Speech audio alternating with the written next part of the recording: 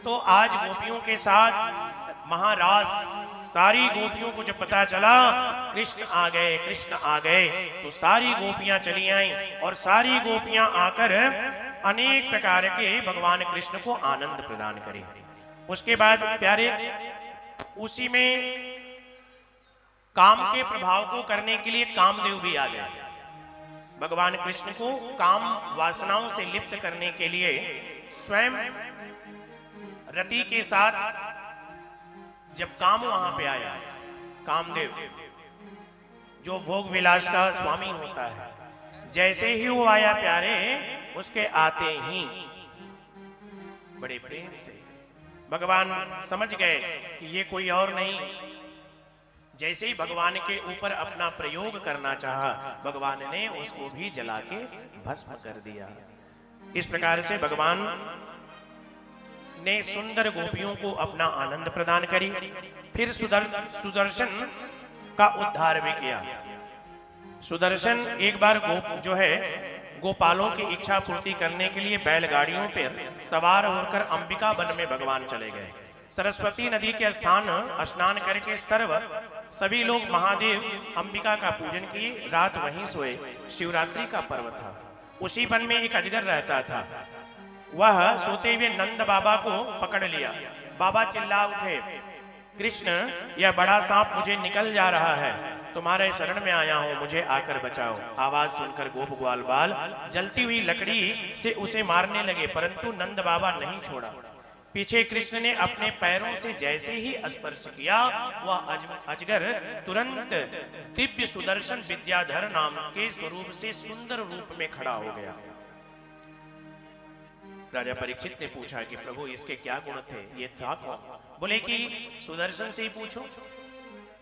अहम विद्याधरम कश्चित सुदर्शनम नीति श्रुतः श्रिया स्वरूपमात्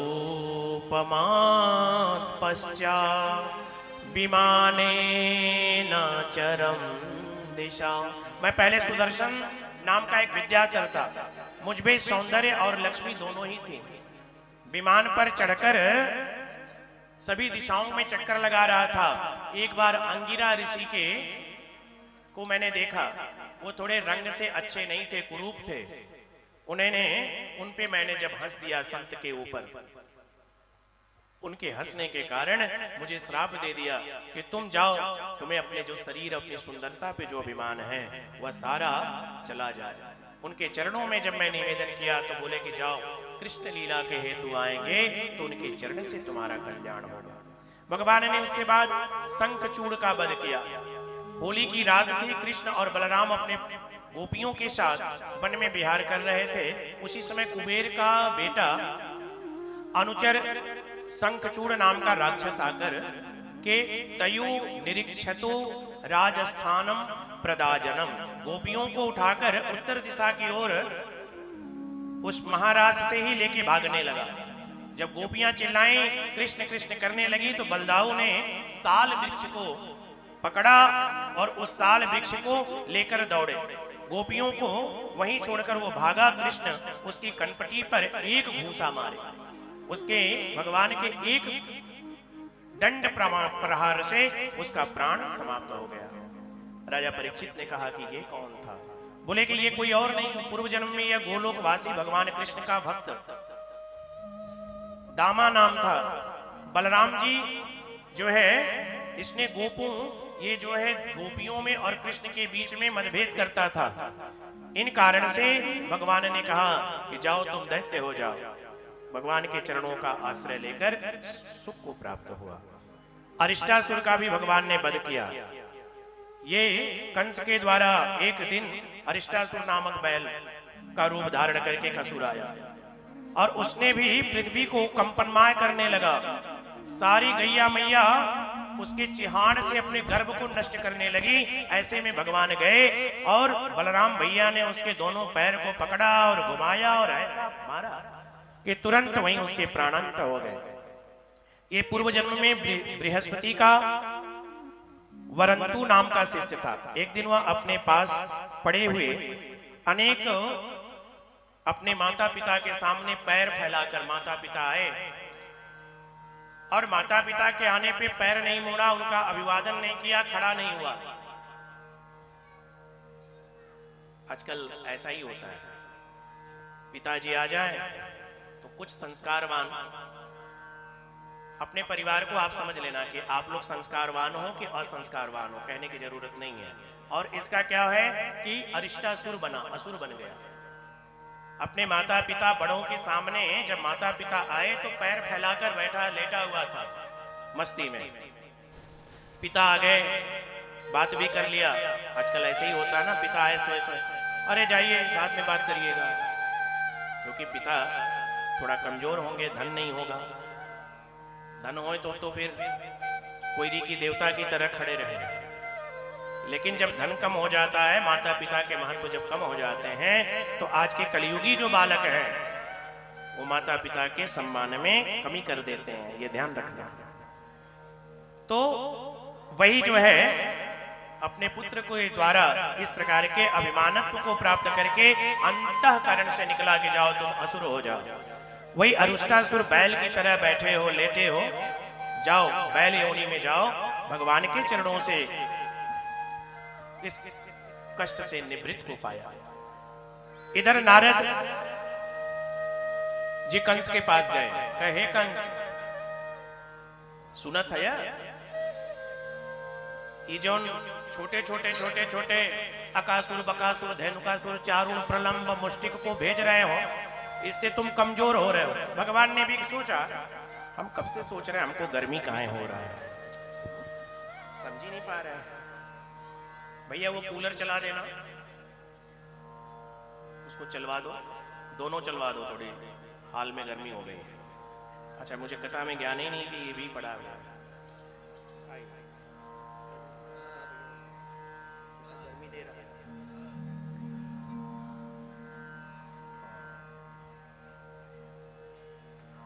आज समझ में आ रहा है पहले के संत महात्मा बिना कपड़े के क्यों रहते थे। प्रेम से बोलो राधे राधे। तो प्यारे निवेदन कर रहे थे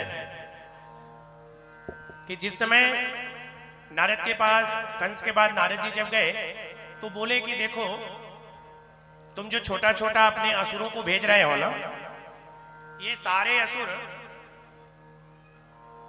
तुम असुरों से हीन हो जाओगे, बलहीन हो जाओगे, तुम्हारे पास कुछ नहीं रह जाएगा, तो तुम असहाय हो जाओगे,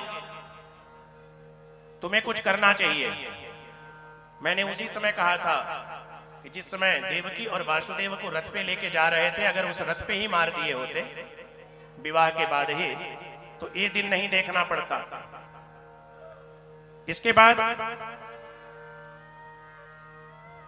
कंस ने कहा कि नहीं, इस बार मेरा एक चेला है, मारने की व्यवस्था तो की है, लेकिन कहा कि मेरा एक चेला है जिसका नाम है व्योमासुर। व्योमासुर नाम है। एक बार भगवान श्री कृष्ण ग्वाल बालों के साथ गौ चरा रहे थे, कुछ ग्वाल बाल चोर बन गए थे, वहीं पर मायासुर का पुत्र व्योमासुर था, ध्यान रखना। उस व्योमासुर ने जाकर उसी ग्वाल बालों का रूप धारण करके मिल गया और भगवान कृष्ण को मारने का प्रयोजन करने लगा। भगवान ने बड़ी दिव्यता से उसके उस, देखो गोप ग्वाल बाल बनने के लिए हृदय में भाव होनी चाहिए, भगवान कृष्ण का भक्त होने के लिए हृदय में भाव होनी चाहिए। असुर के हृदय में भाव कैसा? स्वरूप तो हो सकता है, सुंदर कोई हो सकता है, भगवान जैसा कोई बन सकता है, लेकिन भगवान होने में भगवान के लिए तपस्या करनी पड़ेगी, उनके जैसा आचरण, भक्त बनना पड़ेगा। वो भक्त तो था नहीं, ऐसे में प्यारे वो भक्त नहीं था। जैसे ही भगवान ने देखा, उसके भी प्राण को मुक्ति कर प्रदान कर दिया। ये पूर्व जन्म में कौन था? राजा परीक्षित ने जब पूछा तो बोले कि ये भीमरथ नामक का काशी नरेश था। पुत्र को राजपाट देकर मलयाचल पर्वत पर तपस्या करने गया। एक बार इसने पुलस्त्य मुनि पहुंचे, तपस्या के घमंड के कारण इसने उठा नहीं और संत महात्माओं का स्वागत नहीं किया। कभी कभी हम क्या करते हैं कि जब हम पूजा करने लगते हैं, पाठ करने लगते हैं, तो हमको ऐसा लगता है कि हम बहुत बड़े पुजारी हो गए। तो जब कोई क्योंकि ये आप भक्तों के लिए कोई सम नहीं है, सभी भक्त भक्त होते हैं। तो ऐसे में क्या है कि हमको अभिमान हो जाता है कि हम तो बड़े ज्ञानी हैं, तो हम किसी का अभ्युत्थान नहीं करते। वैसे ही उस नरेश ने अभ्युत्थान नहीं किया, जिसके कारण से उसको ऋषि ने, पुलस्त्य ऋषि ने श्राप दे दिया कि जाओ तुम देह रहित हो जाओ। इस प्रकार से भगवान ने उसके चरणों में पुलस्त्य ऋषि के निवेदन करने पर बोले कि जाओ, कृष्ण लीला हेतु आएंगे तो तुम्हारा कल्याण कर देंगे। इधर अक्रूर जी को कंस ने कहा कि आप जाइए, ब्रज की यात्रा करके आइए। प्यारे, इधर अक्रूर जी गए। अक्रूर जी जैसे ही गए तो जाने के बाद सोचने लगे कि जो तुम कार्य मुझे दे रहे हो, मुझे पता है कि ये कार्य भगवान को कष्ट देने वाला है, ईश्वर को कष्ट देने वाला है, लेकिन तुम राजा हो। मुझे पता है कि मेरे कारण से भगवान कृष्ण को, बलराम को तुम मारने का प्रयत्न करोगे। मुझे यह भी पता है कि कोई साधारण नहीं, वो नारायण है, लेकिन तुम राजा हो, इसलिए तुम्हारी बात मुझे माननी पड़ेगी। और जैसे ही भगवान चले, अक्रूर जी गए भगवान को लेने के लिए, तो अक्रूर जी ने जाकर बाबा से ये बात कही कि बाबा, मैं कंस का भेजा हुआ आया हूं और इनको कंस के यहां ले जाना है। कंस ने मलयुद्ध रखा है और उस मलयुद्ध में कृष्ण और बलराम को ले जाना है। बाबा समझ गए कि ये तो मेरे बेटे नहीं हैं, ये तो देवकी और वासुदेव के बेटे हैं। इतने दिन का ही साथ था, अब लगता है इनसे मेरा समय पूर्ण होता है। बाबा, पिता का जो हृदय होता है ना, वो कठोर होता है। पिता का जो हृदय होता है वो कठोर होता है, माँ का जो हृदय होता है वो कोमल होता है। पिता चाहे जितना भी बड़ा से बड़ा, कभी आपने ध्यान दिए हो, जब छोटी छोटी चोट बच्चे को लगता है तो कहता अरे माई रे, अरे माई रे, और जब बड़ा कोई चोट या कोई संकट सामने आता, अरे बाप रे बाप। तो माँ को व्यक्ति सामान्य स्थिति में पुकारता है, लेकिन जब बड़ा कोई संकट आता है तो धर्म तिष्ठन्ति, धर्म के रूप में पिता को ही याद करता है। इसलिए तुम्हारे घर में वृद्ध माता पिता किसी भी लायक नहीं है, लेकिन वो धर्म है। वो जब तक है ना, तब तक तुम्हारे घर की एक मर्यादा और एक सकारात्मक ऊर्जा तुमको दे रहे हैं। कोई दुनिया का व्यक्ति भी आपको पिता के रहते उतनी मुश्किल है जितना कि किसी बड़े कार्य को जीतने इतना मुश्किल है। पिता धर्म होता है। इसलिए किसी परिस्थिति में जिन घर में अपने पिता का अपमान करना तुम चालू कर दो, तुम्हारा पतन उसी दिन से होना प्रारंभ हो जाएगा। जिस दिन अपने माता का अपमान करना चालू कर दिए, तुम्हारा पतन, तुम्हारे घर की श्री लक्ष्मी धीरे धीरे, वो दिखाई नहीं देती। धन आते हुए दिखता है क्या? छोटा छोटा काम कर करके, छोटा छोटा काम करके, 1 ग्राम 2 ग्राम 3 ग्राम, कितना मेहनत करना पड़ता है। सच सही बात ना? नहीं,